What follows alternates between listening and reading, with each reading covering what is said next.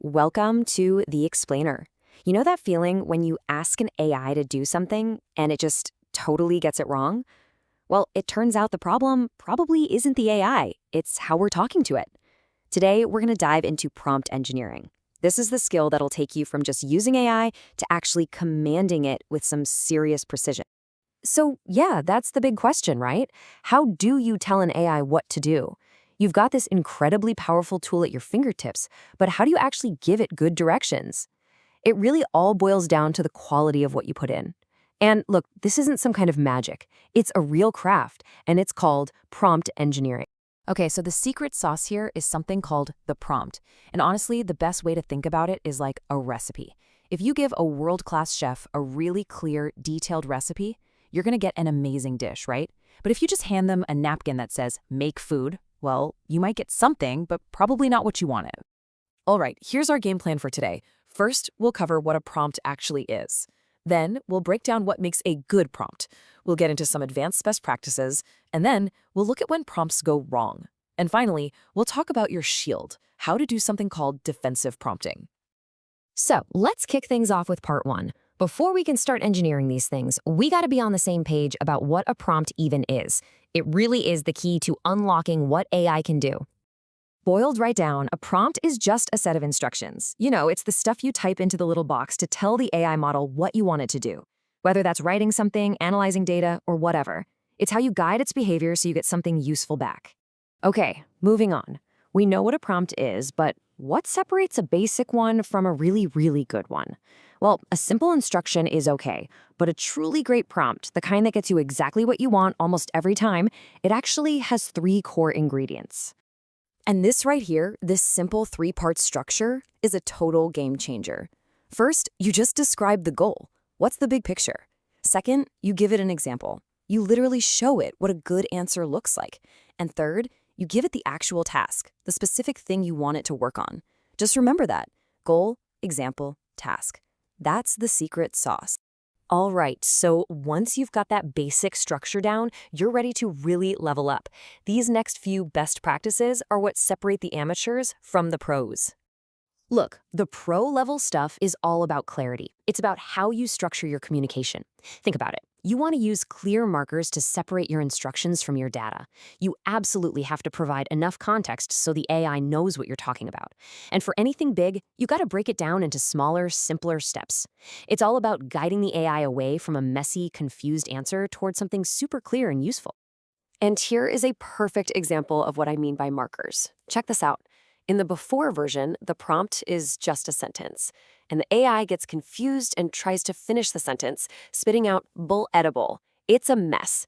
But look at the after prompt. Just by adding that little arrow, we're signaling to the AI, hey, my instructions are done. Now give me the answer. And bam, it gives a clean, perfect response. So simple, but so powerful. This actually leads us to a really cool, advanced technique called prompt chaining. So for something really complicated, like say a customer support bot, you don't try to cram everything into one giant prompt. No way. Instead, you use a chain of simpler prompts. The first one might just figure out what the customer wants. Is this a billing question or a tech support issue? Then, based on that answer, it sends the problem to a second prompt that's an expert in handling just that kind of problem. It's like an assembly line for AI. Okay, so far we've talked about how to use prompts to get what we want. But now, let's talk about the dark side.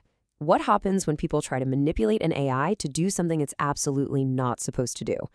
This is where we step into the danger zone, where prompt engineering becomes a cybersecurity issue. There are two big threats we really need to get our heads around. The first one is called jailbreaking. This is basically when someone tries to convince the AI to break its own safety rules to do something forbidden. The second one is even sneakier. It's called prompt injection. And that's like hiding a secret, malicious instruction inside some text that looks totally harmless. It's like a Trojan horse for AI. So a prompt injection attack might have a hidden command that looks exactly like this. Just imagine for a second, you ask an AI to summarize a web page for you, but buried deep in the text on that page is this little sentence. The AI reads it along with everything else, and it can get confused and actually follow this new, dangerous command instead of your original one. And I want to be super clear. This is not just some sci-fi theory. This has actually happened in the real world. Real systems have been attacked just like this, tricking an AI into giving up a user's private data, like their actual physical location, even when it was programmed with very strict rules never to do that. So when you're thinking about security, these are really the big three dangers you need to watch for. You've got jailbreaking, you've got prompt injection, and then there's a third one called training data extraction. That's where an attacker tries to trick the model into spitting out bits of sensitive info it might have accidentally memorized from its training data.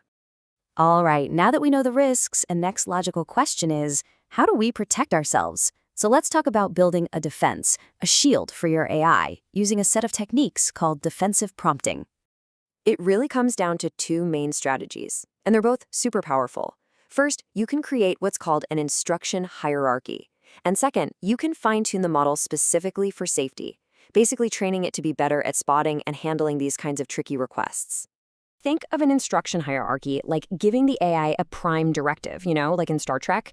You are explicitly telling the model, look, your safety rules are number one. They are more important than anything a user tells you.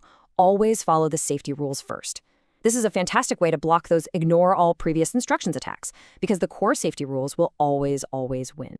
And that second strategy, fine-tuning, is all about teaching the AI to understand nuance. So, for example, if someone asks how to pick a lock, are they trying to break in somewhere, or did they just lock themselves out of their own house?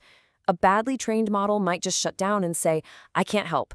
But a properly fine-tuned model can recognize that gray area and be helpful without being unsafe. So instead of telling you how to pick a lock, it suggests you call a locksmith. It's about being responsible. When you really get down to it, learning how to prompt well, it's like gaining a superpower. You're getting the ability to direct one of the most powerful technologies humans have ever built. So that really leaves us with one final big question.